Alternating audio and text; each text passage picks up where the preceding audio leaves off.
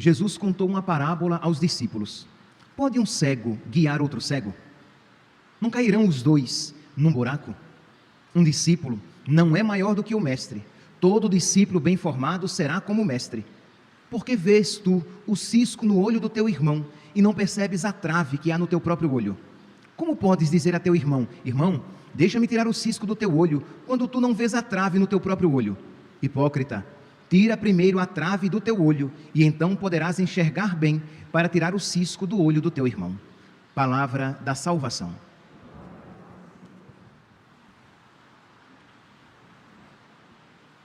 Caríssimos irmãos e irmãs, a primeira leitura de hoje, retirada da primeira carta de São Paulo aos Coríntios, nos apresenta São Paulo como um modelo a ser imitado. O amor generoso de São Paulo. Ele não apenas serve a Deus, mas ele serve a Deus com generosidade. Meus irmãos, eis aqui uma palavra que nós precisaríamos ter sempre em conta: generosidade. Que não apenas sirvamos a Deus, mas que sirvamos com generosidade. Que não apenas façamos o bem, mas que façamos o bem com generosidade. Que não apenas perdoemos, mas que perdoemos com generosidade. Então, esta palavrinha aqui, ela muda toda a situação. São Paulo, convertido, servo do Senhor, ele tinha todo o direito de ser tratado como um apóstolo, como um pregador do Evangelho e viver da pregação do Evangelho. Este era o direito de todo pregador de então. Mas São Paulo, ele não quer que nada seja um empecilho para a pregação. Para que ninguém pense que ele prega com segundas intenções, para que ninguém pense de que o que ele quer de verdade é buscar os seus interesses. Então São Paulo, ele vai pregar o Evangelho e não vai fazer uso nenhum dos seus direitos. Por quê? Porque ele quer se fazer tudo para todos, porque ele quer ganhar, se possível fosse todos, se não, pelo menos alguns, para a causa de Cristo. Por causa de Cristo, melhor, desculpe-me, por causa de Cristo, ele faz tudo para ganhá-los para Cristo. Então, nós podemos aqui compreender, quando São Paulo diz: pregar o Evangelho para mim é uma necessidade, uma imposição. Ai de mim, se não evangelizar, se não pregar o Evangelho. Então, não aceita ajuda financeira nenhuma. Ele era fabricante de tendas, ele vivia disso.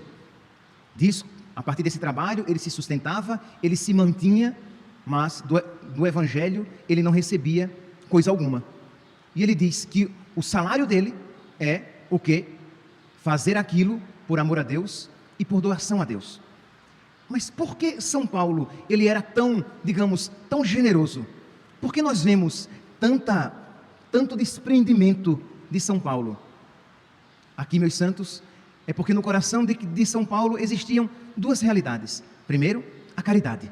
Então, por amor a Deus e amor aos irmãos, ele queria ser um apóstolo tão fecundo, de modo que qualquer coisa que pudesse se tornar um empecilho, ele recusava, porque ele queria ser todo de Deus. Segundo, porque ele também sabia que estava investindo a sua vida em algo que valia a pena, de que ele estava buscando, de que com isso ele estava buscando uma coroa inacessível, uma coroa imperecível, uma coroa de grande valor. E ele está aqui em Corinto, na primavera, né? Em Corinto, os jogos eram realizados. Então São Paulo usa uma imagem de então para falar a respeito da glória de Cristo. Ele diz assim, versículo 24, primeira carta de São Paulo aos Coríntios, capítulo 9, versículo 24. Acaso não sabeis que os que correm no estádio, correm todos juntos, mas um só ganha o prêmio? Correi de tal maneira que conquisteis o prêmio. Mas que prêmio ele está falando? O prêmio de Cristo. Todo atleta se sujeita a uma rigorosa disciplina em relação a tudo, e eles procedem assim para receberem o quê? Uma coroa perecível. Qual era o prêmio? Hoje em dia, as pessoas que vencem, eles ganham uma medalha, eles ganham um troféu. Na época, recebia-se uma coroa, geralmente de louros, uma coroa de plantas, um arco de plantas que era colocado na cabeça. E São Paulo diz, esta coroa, ela perde o viço, ela perde o vigor, ela seca, as folhas caem, Não gaste a vida por aquilo que é perecível. São Paulo aqui não está falando contra a prática dos jogos. São Paulo aqui está colocando uma realidade espiritual, isto é, muitas vezes nós nos sujeitamos a uma disciplina rigorosa, isto é, nós nos empenhamos com todo o nosso coração e a nossa alma para alcançar coisas que perecem, que secam, que perdem o viço, que perdem a jovialidade, que perdem a beleza, que perdem o fulgor. Então é isso que São Paulo está dizendo, isto é, não percam a vida empenhando-se naquilo que passa, mas empenhem-se. Por isso ele diz, por isso eu corro, mas não à toa, eu luto, mas não como quem dá murros no ar, em nada. Eu trato duramente o meu corpo, eu o subjugo, para não acontecer que depois de ter proclamado o evangelho para os outros, eu mesmo seja reprovado. Então São Paulo ele diz, eu me empenho, eu me disciplino, eu me esforço, mas para receber não uma coroa corruptível, mas uma coroa imarcessível. São Pedro, na primeira carta de São Pedro, no capítulo 4, no capítulo 5, primeira carta de São Pedro, capítulo 5, versículo 4, São Pedro diz assim, e quando aparecer o Supremo Pastor, recebereis a coroa imarcessível de glória. A palavra imarcessível, ela é muito mais do que imperecível. O que é algo imarcessível? É algo que não perde o viço, é algo que não perde o vigor, é algo que não perde a beleza, é algo que não perde a jovialidade, é algo imarcessível, é algo que não perde o brilho. Então, o que é que nós conhecemos neste mundo que seja imarcessível? Nada. Tudo perde o viço, tudo perde o brilho, tudo perde a jovialidade, tudo perde a beleza, mais cedo ou mais tarde, tudo passa. O mesmo, é interessante que esta semana, a liturgia está como a nos catequizar, repetindo sempre a mesma ideia de a figura deste mundo passa. E é uma realidade que por mais que nós ouçamos, nós resistimos, porque na hora aquilo fica muito claro, aí depois a gente volta para o dia a dia e volta para o mesmo ritmo de sempre, buscando sempre as coisas perecíveis, sofrendo porque não temos tudo quanto perecível gostaríamos de ter, vivendo a incoerência de não buscar as coisas imperecíveis, de não buscar com todo o empenho as coisas incorruptíveis, de não buscar com todo o coração as coisas imarcessíveis, mas vivendo desejando tudo o que passa. Então nunca é demais ouvir isso. Então São Pedro, novamente, citei aqui 1 Pedro, capítulo 5, versículo 4, agora cito a mesma São Pedro, a mesma carta de São Pedro, a mesma primeira carta de São Pedro, no capítulo 1, nos versículos 3 ao 5, São Pedro diz, bendito seja Deus, o Pai de nosso Senhor Jesus Cristo, na sua grande misericórdia, Ele nos fez renascer pela ressurreição de Jesus Cristo dentre os mortos, para uma viva esperança. Então a nossa esperança, graças a Cristo, morto e ressuscitado, a nossa esperança, ela é viva, ela não morre, ela é imarcessível. Ele vai continuar, nós estamos chamados para uma viva esperança, uma herança incorruptível. 1 Pedro, capítulo 1, versículos 3 ao 5, estou repetindo para que você guarde, e em casa, quem sabe, faça a sua oração com esses versículos, pedindo a Deus essa sabedoria. Meu Deus, que eu creia de verdade nisso, porque muitos dos nossos sofrimentos são motivados quando perdemos as coisas perecíveis, sejam elas quais forem. Nós sofremos por aquilo que mais cedo ou mais tarde nós perderíamos mesmo, mas nós não sofremos por perdermos, por colocarmos em risco a nossa esperança viva, a nossa herança incorruptível, incontaminável, imarcessível. É a herança de Deus, é a nossa esperança. Nós esperamos receber algo vivo, incorruptível, incontaminável, imarcessível, que não perde o brilho, que não perde o fulgor, que não perde o viço, que não passa alegria, que é para sempre, que é perfeito, que nos preencherá completamente e além das nossas expectativas. Então é isso que São Pedro está dizendo, esta é a nossa esperança. Para vós, que sois guardados pelo poder de Deus, por causa da vossa fé, para a salvação que está pronta para se manifestar nos últimos tempos.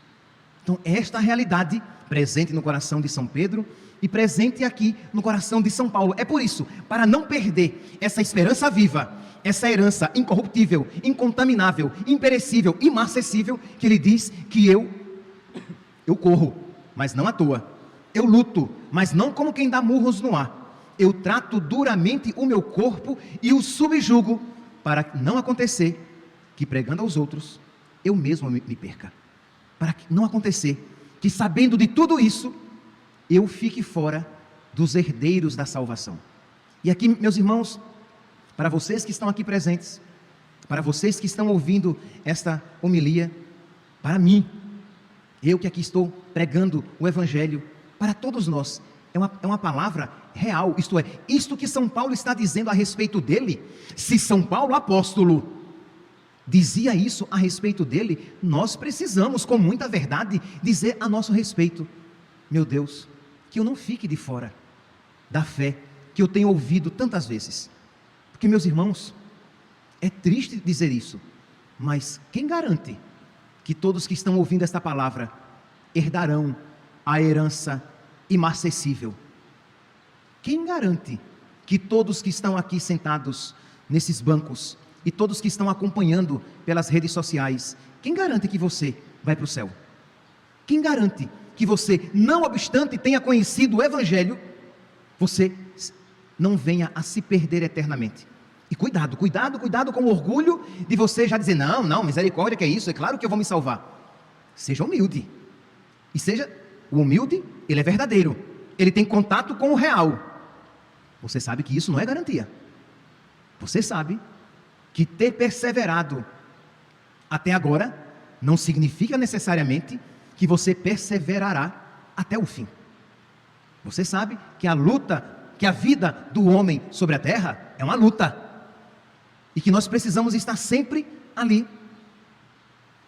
Tem um autor eclesiástico, Tertuliano.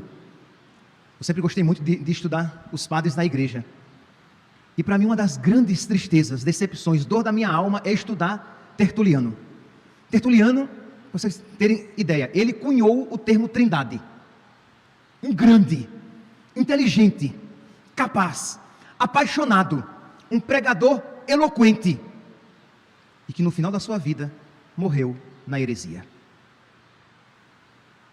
Quando eu leio os textos de Tertuliano, quando católico, são textos apaixonantes.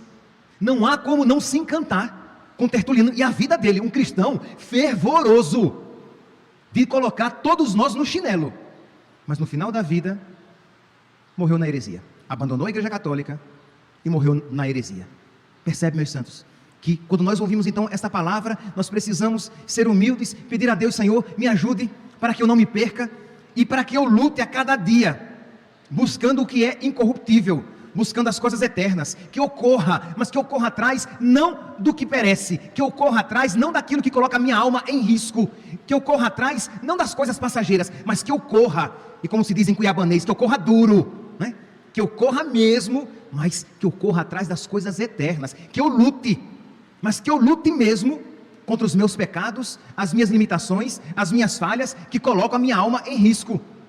Que eu busque a coroa, sim, mas não a coroa das vaidades do mundo, coroa que passa, mas que eu busque aquela coroa que não passa, a coroa incorruptível, a herança incorruptível, a herança incontaminável, a herança imarcessível, a herança que não perde o brilho, o viço, a beleza, o fulgor.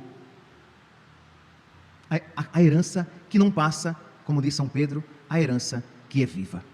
Meus irmãos, que nessa sexta-feira, dia de penitência, dia de mais oração, nós peçamos a Deus este empenho. Tenho certeza que muitos têm consciência de que têm vivido como cristãos meia boca, cristãos muito light, católicos que nem fede nem cheira, que nem é quente nem é frio, cristão meia boca, morno.